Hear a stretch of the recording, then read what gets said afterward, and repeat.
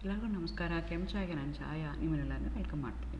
ನಾನು ಕಾಲೇಜಲ್ಲಿ chemistry ಪ್ರೊಫೆಸರಾಗಿ work ಮಾಡ್ತಾ ಇದ್ದೀನಿ. ನನ್ನ ಇಂಟೆನ್ಷನ್ ಈ ಚಾನಲ್ನ ಸ್ಟಾರ್ಟ್ ಮಾಡೋದಕ್ಕೆ ಅಂದರೆ ಸಾಧ್ಯ ಆದಷ್ಟು ಕೆಮಿಸ್ಟ್ರಿ ರಿಲೇಟೆಡ್ ಟಾಪಿಕ್ನ ಸಿಂಪಲಾಗಿ ಕನ್ನಡದಲ್ಲಿ ಹೇಳುವಂಥ ಪ್ರಯತ್ನ ಮಾಡ್ತಿದ್ದೀನಿ. ಕೆಮಿಸ್ಟ್ರಿ ಇಷ್ಟ ಇಲ್ದಿರೋರ್ಗೂ ಕೆಮಿಸ್ಟ್ರಿ ಕಡೆಗೆ ಸೆಳೆಯುವಂಥ ಪ್ರಯತ್ನ ನನ್ನ ಚಾನಲಲ್ಲಿ ಮಾಡ್ತಾಯಿದ್ದೀನಿ. ನೀವೇನಾದರೂ ರಾಣಿ ಚೆನ್ನಮ್ಮ ಯೂನಿವರ್ಸಿಟಿನಲ್ಲಿ ಓದ್ತಾ ಇದ್ದೀರಾ, ಕೆಮಿಸ್ಟ್ರಿನ ಒನ್ ಆಫ್ ದಿ DSc ಸಬ್ಜೆಕ್ಟಾಗಿ ತೊಗೊಂಡಿದ್ದೀರಾ, ಮೇಜರ್ ಸಬ್ಜೆಕ್ಟಾಗಿ ತೊಗೊಂಡಿದ್ದೀರಾ ಅಕಾರ್ಡಿಂಗ್ ಟು NEP ಅಂತಂದರೆ ಫೋರ್ತ್ ಸೆಮ್ಮಲ್ಲಿ ಯೂನಿಟ್ 3 ಅಂತ ಬರುತ್ತೆ. ಆ್ಯಕ್ಚುಲಿ ಪ್ರತಿಯೊಂದು ಸೆಮಿಸ್ಟರ್ಲು 4 ಯೂನಿಟ್ ಇರುತ್ತೆ. ಅದರಲ್ಲಿ ಥರ್ಡ್ ಯೂನಿಟು ಆರ್ಗ್ಯಾನಿಕ್ ಪೋರ್ಷನ್ ಇದೆ. ಅದರಲ್ಲಿ ಒನ್ ಆಫ್ ದಿ ಪಾರ್ಟ್ ಏನಿದೆ ಅಂತಂದರೆ ರಿಯಾಕ್ಟಿವ್ ಇಂಟರ್ಮೀಡಿಯೇಟ್ಸ್ ಅಂತ ಓದ್ತೀರಾ. ರಿಯಾಕ್ಟಿವ್ ಇಂಟರ್ಮೀಡಿಯೇಟ್ಸ್ ಅಂದರೆ those are the species that we come across between the reactants and the product. Reactants ಅಂತಂದರೆ ರಿಯಾಕ್ಟ್ ಹಾಕಿನ ಮುಂಚೆ, ಪ್ರಾಡಕ್ಟ್ ಅಂದರೆ ಪ್ರಾಡಕ್ಟ್ ಆದಮೇಲೆ ಅವೆರಡರ ಮಧ್ಯದಲ್ಲಿ ಒಂದು ಕ್ಲಾಸ್ ಆಫ್ ಕಾಂಪೌಂಡ್ಸ್ ಇರುತ್ತೆ. ಅಂಥದಕ್ಕೆ ನಾವೇನಂತ ಕರಿತೀವಿ intermediates.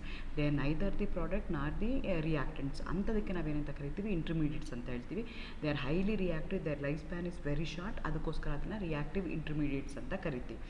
There are many reactive intermediates. If your reactive intermediate contain a carbon which going to carry a negative charge on that, ಅಂಥದಕ್ಕೆ ನಾವೇನಂತ ಕರಿತೀವಿ ಕಾರ್ಬ್ ಅನಯಾನ್ ಅಂತ ಕರಿತೀವಿ. Carb anion is one of the reactive intermediates that we are going to use in organic chemistry. ಅದು ಹೇಗೆ generate ಆಗುತ್ತೆ, ಅದನ್ನೇ ಯಾವ ರೀತಿ ಕ್ಲಾಸಿಫೈ ಮಾಡಿದ್ವಿ, ಆ stability of the carbon ions ಯಾವ ಥರ, because these are the things that we come across when you start studying the mechanism ನಿಮ್ಗೆ ಅರ್ಥ ಆಗಬೇಕು ಅಂದರೆ ಯಾವ ರಿಯಾಕ್ಟಿವ್ ಇಂಟರ್ಮೀಡಿಯೇಟ್ಸ್ ಫಾರ್ಮೇಷನ್ ಆಗುತ್ತೆ, ಯಾವ ಓಲ್ಡ್ ಬಾಂಡ್ ಬ್ರೇಕ್ ಆಗುತ್ತೆ, ಬಾಂಡ್ ಫ್ಯೂಷನ್ ಹೇಗಾಗುತ್ತೆ, ಯಾವುದು ಇಂಟರ್ಮೀಡಿಯೇಟ್ ಬರುತ್ತೆ, ಆ ಇಂಟರ್ಮೀಡಿಯೇಟ್ ಯಾವ ಪಾತಲ್ಲಿ ಹೋಗುತ್ತೆ, ಅದೆಲ್ಲ ಬೇಕಾಗುತ್ತೆ. ಅದರಲ್ಲಿ ಸ್ಟೇಬಲ್ ಆಗಿರುವಂಥ ಕಾರ್ಬನ್ ಏನಿದ್ರೆ it going to stay for a longer time. So ಅದನ್ನೆಲ್ಲ ಇನ್ ಡೀಟೇಲ್ ಆಗಿ ನಾನು ಈ ವಿಡಿಯೋದಲ್ಲಿ ಇವತ್ತು ಹೇಳೋಣ ಅಂತ ಅಂದ್ಕೊಳ್ತಾ ಇದ್ದೀನಿ. ಜನ್ರೇಷನ್ ನಿಮಗೆ ಆಲ್ರೆಡಿ ಗೊತ್ತಿದೆ. ಹೆಟ್ರೋಲಿಟಿಕ್ ಕ್ಲಿವೇಜ್ ಆದಾಗ ನಿಮಗೆ ಕಾರ್ಬನ್ ಅಯಾನ್ಸ್ ಬರುತ್ತೆ. ಕ್ಲಾಸಿಫಿಕೇಷನ್ ಪ್ರೈಮರಿ, ಸೆಕೆಂಡರಿ, ಟರ್ಷರಿ ಅಂತ ಕ್ಲಾಸಿಫೈ ಮಾಡ್ತೀವಿ ನಾವು. ಅದೇ ಥರ ಸ್ಟೆಬಿಲಿಟಿನ I can explain based on inductive effect and also based on resonance. ನಿಮ್ಮ ಕಾಂಪೌಂಡಲ್ಲಿ alternative single and double bond ಇದ್ದರೆ, ಕಾಂಜುಗೇಷನ್ ಇದ್ದರೆ, ಆವಾಗ ನಾನು I am going to take the help of the resonance. If it is a saturated compound I am going to take the help of the inductive effect and I try to explain the stability of carbon ion. ಈ ವಿಡಿಯೋದಲ್ಲಿ ಅದನ್ನು in detail ಆಗಿ ಹೇಳೋಣ ಅಂತ ಅಂದ್ಕೊಳ್ತಾ ಇದ್ದೀನಿ. Again welcome to Kenchaya. ನನ್ನ ಚಾನಲ್ನ ಸಬ್ಸ್ಕ್ರೈಬ್ ಮಾಡಿ, ಶೇರ್ ಮಾಡಿ, ಸಪೋರ್ಟ್ ಮಾಡಿ.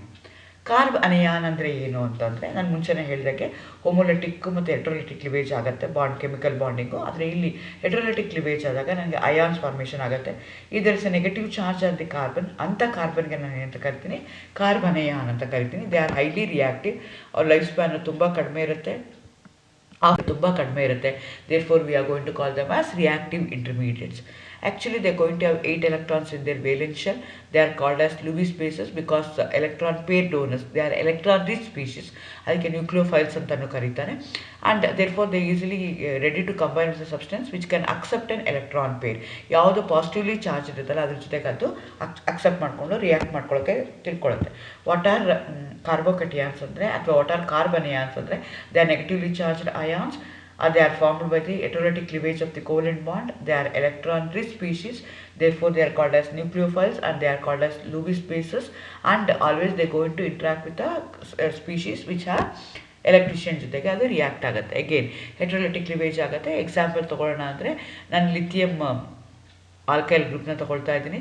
ಕ್ಲೀವೇಜ್ ಆಗುತ್ತೆ. CH3 ಕಾರ್ಬನ್ ಅಯಾನ್ ಬರ್ತೀರಿ, CH3 ಮೈನಸ್ ಬರುತ್ತೆ, ಲಿಥಿಯಂ ಪ್ಲಸ್ ಬರುತ್ತೆ. This is the way you are going to get the compounds. Organometallic compounds ಇರ್ಬೋದು, because all metals they are going to behave like an electropositive metals are electron donor. Carbon ಮೇಲೆ ನಿಮಗೆ negative charge ಬರ್ತಾ ಹೋಗುತ್ತೆ. That's the way I am going to get the carbon ion.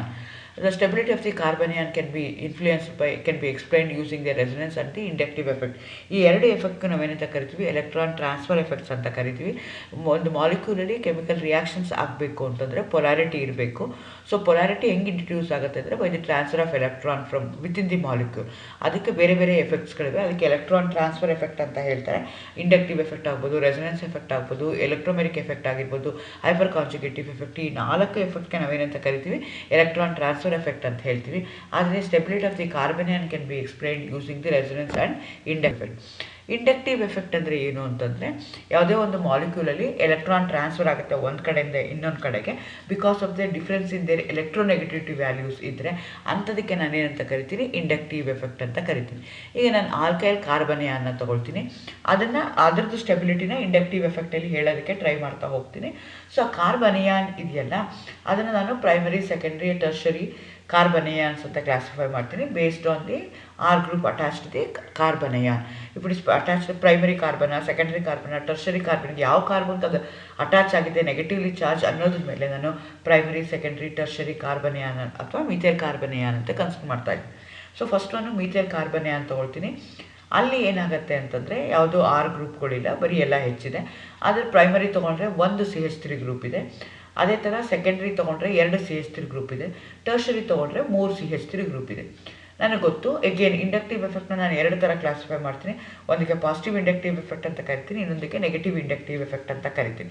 So negative inductive effect ಆದರೆ ಏನಾಗುತ್ತೆ ಅಂದರೆ, ಆ ಥರ groups ಏನಾದರೂ ಇತ್ತು ಅಂತಂದರೆ ನೆಗೆಟಿವ್ ಚಾರ್ಜ್ ಏನಿದೆಯಲ್ಲ, ಆ ನೆಗೆಟಿವ್ ಚಾರ್ಜ್ ಏನಾಗುತ್ತೆ, ಡಿಸ್ಪರ್ಸ್ ಆಗುತ್ತೆ ಅಥವಾ ಮಿನಿಮೈಸ್ ಆಗುತ್ತೆ. If it is electron withdrawing group, ಆ ಗ್ರೂಪ್ಸ್ ಏನು ಮಾಡುತ್ತೆ, ಎಲೆಕ್ಟ್ರಾನ್ಸ್ನ ತಮ್ಮ ಕಡೆಗೆ ಹೇಳ್ಕೊಳ್ಳೋದ್ರಿಂದ ಎಲೆಕ್ಟ್ರಾನ್ ವಿಡ್ರಾಯಿಂಗ್ ಗ್ರೂಪ್ ಆದರೆ -I ಗ್ರೂಪ್ ಆದರೆ ಅವಾಗ ಏನಾಗುತ್ತೆ, ಆ ನೆಗೆಟಿವ್ ಚಾರ್ಜ್ ಏನಾಗುತ್ತೆ, ಡಿಸ್ಪರ್ಸ್ ಆಗುತ್ತೆ, ಮಿನಿಮೈಸ್ ಆಗುತ್ತೆ ಅಥವಾ ನ್ಯೂಟ್ರಲೈಸ್ ಆಗುತ್ತೆ.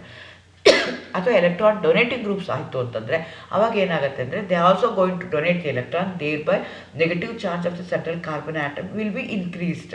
ನ್ಯೂಟ್ರಲೈಸ್ ಆಗಲ್ಲ, ಅದು ಇನ್ಕ್ರೀಸ್ ಆಗುತ್ತೆ, ಅದು ಮ್ಯಾಗ್ನಿಟ್ಯೂಡು ಇನ್ಕ್ರೀಸ್ ಆಗ್ತಾ ಹೋಗುತ್ತೆ. ಸೊ ಹಾಗಾಗಿ ನಾವಿಲ್ಲಿ CH3 ಗ್ರೂಪ್ನ ತೊಗೊಂಡಿರೋದಕ್ಕೋಸ್ಕರ CH3 group is an electron donating group, it going to exert +I effect. So ಹಾಗಾಗಿ ಏನಾಗುತ್ತೆ ಅಂತಂದರೆ ಡಿಸ್ಟೆಬಿಲೈಸ್ ಮಾಡುತ್ತೆ. ಈ destabilise the carbon anion by localising the negative charge on the carbon. ಮೊದಲೇ ಆ ಕಾರ್ಬನ್ಗೆ ಎಕ್ಸೆಸ್ ಆಫ್ ಎಲೆಕ್ಟ್ರಾನ್ಸ್ ಇದೆ, ಅದಕ್ಕೆ ಈ CH3 ಗ್ರೂಪ್ ಏನು ಮಾಡ್ತಾ ಇದೆ, they are also pushing their electron, thereby the negative charge on the carbon central carbon atom will increase. ಅದರ magnitude ಏನಾಗುತ್ತೆ, ಇನ್ಕ್ರೀಸ್ ಆಗುತ್ತೆ. ಮ್ಯಾಗ್ನಿಟ್ಯೂಡ್ ಇನ್ಕ್ರೀಸ್ ಆಯಿತು ಅಂದರೆ ಅದು ಡಿಸ್ಟೆಬಿಲೈಸ್ ಆಗುತ್ತೆ. It doesn't stay for a longer time, immediately change from stable ಫಾರ್ಮ್ಗೆ change ಮಾಡ್ಕೊಳ್ಳೋಕ್ಕೆ try ಮಾಡ್ತಾ ಇರುತ್ತೆ. ದೇರ್ಫೋರ್ ಟರ್ಷರಿ ಕಾರ್ಬೋಕೇಟಿಯಾನ್ ಏನಿದೆಯಲ್ಲ, with respect to CH3 group ಇರೋದು ತೊಗೊಂಡ್ರೆ, ಟರ್ಷರಿ ಕಾರ್ಬನಿಯಾನ್ನ ತೊಗೊಂಡ್ರೆ ಅವಾಗ ಏನಾಗುತ್ತೆ ಅಂತಂದರೆ, that is least stable compared to that of methyl carbanion. Methyl ಕಾರ್ಬನಿಯಾನಲ್ಲಿ ಏನಾಗ್ತಾ ಇದೆ ಅಂದರೆ, ಯಾವುದು CH3 ಗ್ರೂಪ್ಗಳಿಲ್ಲ, ಎಲೆಕ್ಟ್ರಾನ್ ಡೊನೇಟಿಂಗ್ ಗ್ರೂಪ್ಸ್ ಇಲ್ಲ, ಎಲೆಕ್ಟ್ರಾನ್ ವಿಡ್ರಾಯಿಂಗ್ ಗ್ರೂಪ್ ಇಲ್ಲ, H ಎ ನ್ಯೂಟ್ರಲ್ ಮಾಲಿಕ್ಯೂಲ್. ಹಾಗಾಗಿ ಆ ನೆಗೆಟಿವ್ ಚಾರ್ಜ್ ಏನಾಗುತ್ತೆ, it remains as negative charge. ಆದರೆ ಪ್ರೈಮರಿ ತೊಗೊಂಡ್ರೆ ಒಂದು CH3 ಗ್ರೂಪ್ ಇದೆ, ದಟ್ CH3 ಗ್ರೂಪ್ಸ್ನ ಎಲೆಕ್ಟ್ರಾನ್ ಡೊನೇಟಿಂಗ್ ಗ್ರೂಪ್ ಡೊನೇಟ್ ಮಾಡ್ತಾ ಇದೆ, thereby negative charge of the central carbon atom is increased. ಅದೇ ಥರ ಟರ್ಷರಿ ಸೆಕೆಂಡ್ರಿ ತೊಗೊಳ್ತಿದ್ರೆ 2 CH3 ಗ್ರೂಪ್ ಕೊಡ್ತಾ ಇದೆ, ಮಚ್ ಮೋರ್ ಇನ್ಕ್ರೀಸ್ ಆಗುತ್ತೆ. ಅದೇ ರೀತಿ ಟರ್ಷರಿ ತೊಗೊಂಡ್ರೆ ಆಲ್ ದಿ 3 ಕೊಡುತ್ತೆ. ಹಾಗಾಗಿ alkyl carbanions particularly with respect to CH3 ಗ್ರೂಪ್ನ ನಾನು ತೊಗೊಂಡ್ರೆ ಹೆಚ್ಚಿರುತ್ತಲ್ಲ, ಮಿಥೈಲ್ ಕಾರ್ಬೋಕೇಟಿಯಾನ್ ಮೋಸ್ಟ್ ಸ್ಟೇಬಲ್ ಆಗುತ್ತೆ. ಆಮೇಲೆ ಸೆಕೆಂಡ್ರಿ, ಆಮೇಲೆ ಪ್ರೈಮರಿ, ಸೆಕೆಂಡ್ರಿ ಆ್ಯಂಡ್ ಟರ್ಷರಿ ಈ ಥರ ಆಗ್ತಾ ಹೋಗುತ್ತೆ. ಸೊ ಅಲ್ಲಿ ಡಿಸ್ಟೆಬಿಲೈಸ್ ಆಗುತ್ತೆ.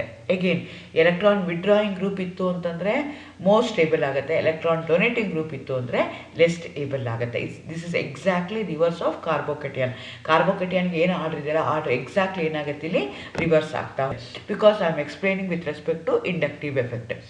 ಅದೇ ರೀತಿ ನಾನು ಏನು ಮಾಡ್ಬೋದು ಅಂದರೆ, ಇನ್ನೊಂದು ಎಲೆಕ್ಟ್ರಾನ್ ಟ್ರಾನ್ಸ್ಫರ್ ಎಫೆಕ್ಟ್ ಇದೆ, ಅದಕ್ಕೇನಂತ ಕರಿತೀವಿ ನಾವು, ರೆಸೊನೆನ್ಸ್ ಅಂತ ಕರಿತೀವಿ. ಇದು ಯಾವ್ಯಾವ ಮಾಲಿಕ್ಯೂಲ್ಸಲ್ಲಿ ಇರುತ್ತೆ ಅಂದರೆ, only in the case of saturated molecule, alternative single and double bond conjugation ಇರುತ್ತಲ್ಲ, ಅಲ್ಲಿ ಇದು ಆಗ್ತಾ ಹೋಗುತ್ತೆ. ಸೊ ನಾನು ಇಲ್ಲಿ 2 ಎಕ್ಸಾಂಪಲ್ನ ತೊಗೊಂಡಿದ್ದೀನಿ, ಒಂದು ಅಲೈಲ್, ಇನ್ನೊಂದು ಬೆನ್ಸೈಲ್ ಕಾರ್ಬನಿಯಾನ್ನ ತೊಗೊಂಡಿದ್ದೀನಿ. ಸೊ ಇಲ್ಲಿ ರೆಸೊನೆನ್ಸ್ ಅಂದರೆ ಏನು, ಡಿಲೋಕಲೈಸೇಷನ್ ಆಫ್ ಆಗ್ತಾ ಹೋಗುತ್ತೆ. ಸೊ ಎಲ್ಲಿ ಡಿಲೋಕಲೈಸೇಷನ್ ಆಗುತ್ತಲ್ಲ, ಅವಾಗ ಏನಾಗುತ್ತೆ, ಒಂದು ಫಾರ್ಮಿಂದ ಇನ್ನೊಂದು ಫಾರ್ಮ್ಗೆ ಮಾಲಿಕ್ಯೂಲು ಚೇಂಜ್ ಆಗ್ತಾ ಇರುತ್ತೆ, thereby it going to stay for a longer time. ಈಗ ನೀವು ಅಲೈಲ್ ಕಾರ್ಬನಿಯಾನ್ನ ತೊಗೊಂಡ್ರೆ, ಅಲೈಲ್ ಕಾರ್ಬನಿಯಾನಲ್ಲಿ ನಾನು 2 ಸ್ಟ್ರಕ್ಚರ್ನ ಬರಿತಾ ಇದ್ದೀನಿ. ಒಂದು ಡಬಲ್ ಬಾಂಡ್ ಏನಿದೆಯಲ್ಲ, ಡಬಲ್ ಬಾಂಡಲ್ಲಿ ಯೂಶಲಿ ಒಂದು ಸಿಗ್ಮಾ ಬಾಂಡ್ ಇರುತ್ತೆ, ಒಂದು ಪೈ ಬಾಂಡ್ ಇರುತ್ತೆ. ಆ ಪೈ ಎಲೆಕ್ಟ್ರಾನ್ಸ್ ಏನಾಗ್ತಾ ಇರುತ್ತೆ, ಮೂವ್ ಆಗ್ತಾ ಇರುತ್ತೆ. It's delocalise, not localise. ಒಂದೇ ಕಾರ್ಬನ್ ಆಟಮ್ ಇರಲ್ಲ, it keep on moving from one atom to another atom. ಅವಾಗ ಏನಾಗುತ್ತೆ ಅಂತಂದರೆ, ಅಲ್ಲಿ ಸ್ಟೆಬಿಲಿಟಿ ಏನಾಗ್ತಾ ಹೋಗುತ್ತೆ, ಇನ್ಕ್ರೀಸ್ ಆಗ್ತಾ ಹೋಗುತ್ತೆ. ಅದೇ ರೀತಿ ನಾನೇನು ಮಾಡಿದೆ, ಬೆನ್ಸೈಲ್ ಕಾರ್ಬನಿಯಾನ್ನ ತೊಗೊಂಡೆ. ಬೆನ್ಸೈಲ್ ಕಾರ್ಬನಿಯಾನಲ್ಲೂ ಏನಾಗುತ್ತೆ ಅಂದರೆ ಈ ಥರ ಮೂವ್ಮೆಂಟ್ ಆಗುತ್ತೆ. ವೆರಾಸ್ ಬೆನ್ಸೈಲ್ ಕಾರ್ಬೋಕೇಟನ್ ಏನಾಗಿತ್ತು ಅಂದರೆ, the electrons are taken by the group from the benzene ring. ಇಲ್ಲೇನಾಗುತ್ತೆ ಟುವರ್ಡ್ಸ್ ದಿ ಬೆನ್ಸಿನ್ ರಿಂಗ್ ಕೊಡುತ್ತೆ.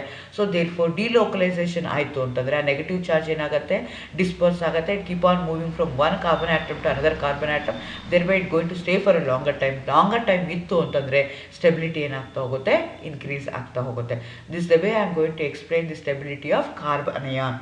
ಕಾರ್ಬನಿಯಾನ್ಸ್ ಅಂದರೆ ಏನು ಸಮರೈಸ್ ಮಾಡೋದಾದರೆ ಕಾರ್ಬನಿಯಾನ್ಸ್ ಅಂದ್ರೇನು ಹೆಟ್ರೋಲೈಟಿಕ್ ಕ್ಲಿವೇಜ್ ಆದಾಗ ನೆಗೆಟಿವ್ಲಿ ಚಾರ್ಜ್ಡ್ ಅಯಾನ್ಸ್ ಏನು ಬರುತ್ತಲ್ಲ ಅದಕ್ಕೆ ನಾವೇನಂತ ಕರಿತೀವಿ. ಪರ್ಟಿಕ್ಯುಲರ್ಲಿ ಕಾರ್ಬನ್ ಆರ್ಗ್ಯಾನಿಕ್ ಕಾಂಪೌಂಡ್ಸಲ್ಲಿ ನೆಗೆಟಿವ್ಲಿ ಚಾರ್ಜ್ಡ್ ಅಯಾನ್ಸಲ್ಲಿ ಕಾರ್ಬನ್ ಏನಾದರೂ ಇತ್ತು, ಆ ಕಾರ್ಬನ್ ಮೇಲೆ ನೆಗೆಟಿವ್ ಚಾರ್ಜ್ ಇದ್ದರೆ ಅಂಥದ್ದನ್ನು ನಾನು ಏನಂತ ಕರಿತೀನಿ ಕಾರ್ಬನಿಯಾನ್ ಅಂತ ಕರಿತೀನಿ. ಆ ಕಾರ್ಬನಿಯಾನು ಎಲೆಕ್ಟ್ರಾನ್ ರಿಚ್ ಇರುತ್ತೆ. They going to have 8 electrons in their valence shell. Electron rich ಇರುತ್ತೆ, ನ್ಯೂಕ್ಲಿಯೋಫೈಲ್ಸ್ ಅಂತ ಕರೀತಾರೆ. And always they going to attack the electron deficient species or carbocation ಜೊತೆಗೆ, which going to accept an electron ಅಂತರ ಜೊತೆಗೆ ಅದು react ಮಾಡ್ತಾ ಹೋಗುತ್ತೆ. So stability explain ಮಾಡಬೇಕು ಅಂದರೆ either I can take the help of inductive effect or I can take the help of the resonance effect. Inductive ಎಫೆಕ್ಟಲ್ಲಿ ಏನಾಗುತ್ತೆ ಅಂದರೆ the electron transfer will takes place, the polarity is created with in the molecule because of the difference in the electronegativity value. ಅಂಥ ಎಫೆಕ್ಟ್ಗೆ ಕರಿತೀವಿ inductive effect ಅಂತ ಕರಿತೀವಿ. So ಕಾರ್ಬನಿಯಾನಲ್ಲಿ ಏನಾಗುತ್ತೆ ಅಂದರೆ ನೆಗೆಟಿವ್ಲಿ ಚಾರ್ಜ್ ಇರುತ್ತೆ, ಸೆಂಟ್ರಲ್ ಆಟಮ್ಗೆ ನೆಗೆಟಿವ್ಲಿ ಚಾರ್ಜ್ ಇರುತ್ತೆ. Any groups which decreases the negative charge ಅದು ಸ್ಟೇಬಲ್ ಮಾಡುತ್ತೆ. Any groups which increases the negative charge ಏನಾಗುತ್ತೆ ಸ್ಟೆಬಿಲಿಟಿನ ಕಡಿಮೆ ಮಾಡುತ್ತೆ, ಡಿಸ್ಟೆಬಿಲೈಸ್ ಮಾಡುತ್ತೆ. ಸೊ ನೆಗೆಟಿವ್ ಗ್ರೂಪ್ನ ನೆಗೆಟಿವ್ ಚಾರ್ಜ್ ಅಂದ್ರೇನು ಎಕ್ಸಸ್ ಆಫ್ ಎಲೆಕ್ಟ್ರಾನ್ಸ್. ಯಾವ ಗ್ರೂಪ್ಸು ಎಕ್ಸಸ್ ಆಫ್ ಎಲೆಕ್ಟ್ರಾನ್ಸ್ನ ಮಿನಿಮೈಸ್ ಮಾಡುತ್ತಲ್ಲ ಅಂಥ ಗ್ರೂಪ್ಸ್ ಇತ್ತು ಅಂದರೆ ಅದು ಸ್ಟೇಬಲ್ ಆಗುತ್ತೆ, ಇಲ್ಲ ಅಂದರೆ ಅದು ಅನ್ಸ್ಟೇಬಲ್ ಆಗುತ್ತೆ. ಸೊ ಎಲೆಕ್ಟ್ರಾನ್ ಡೊನೇಟಿಂಗ್ ಗ್ರೂಪ್ಸ್ ಏನಾದರೂ ಇತ್ತು ಅಂತಂದರೆ ನಿಮ್ಮ ಮಾಲಿಕ್ಯೂಲ್ ಏನಾಗುತ್ತೆ ಡಿಸ್ಟೆಬಿಲೈಸ್ ಆಗುತ್ತೆ, ನೆಗೆಟಿವ್ ಚಾರ್ಜ್ ಏನಾಗ್ತಾ ಹೋಗುತ್ತೆ ಇನ್ಕ್ರೀಸ್ ಆಗುತ್ತೆ. Therefore your molecule will become such molecule will become unstable. Electron withdrawing group ಇತ್ತು ಅಂತಂದರೆ ಅವಾಗ ಏನಾಗುತ್ತೆ it going to withdraw the negatively charged disperse ಆಗುತ್ತೆ, ಅದರದ್ದು ಸ್ಟೆಬಿಲಿಟಿ ಇನ್ಕ್ರೀಸ್ ಆಗುತ್ತೆ. ಅದೇ ರೀತಿ I can also explain with the help of a resonance. ರೆಸೊನೆನ್ಸಲ್ಲಿ ಏನು ಮಾಡ್ತೀವಿ ಅಂದರೆ delocalization of pi electrons particularly unsaturated ಕಾಂಪೌಂಡ್ಸಲ್ಲಿ ಅಥವಾ ಆಲ್ಟರ್ನೇಟಿವ್ ಸಿಂಗಲ್ ಬಾಂಡ್ ಇರೋಂಥದ್ದು ಕಾಂಜುಗೇಟೆಡ್ ಸಿಸ್ಟಮಲ್ಲಿ ರೆಸೊನೆನ್ಸ್ ಬರುತ್ತೆ. ಸೊ ಅಲೈನ್ ಮತ್ತು ಬೆನ್ಝಲ್ ಕಾರ್ಬನಿಯಾನ್ ಏನಿದೆಯಲ್ಲ they stabilize, they going to stay for a longer time because there is a delocalization of pi electron from one carbon atom to another carbon atom. Higher the number of resonating structure, higher the stability. Therefore, both of them are more stable compared to that of alkyl carbanion. Thank you.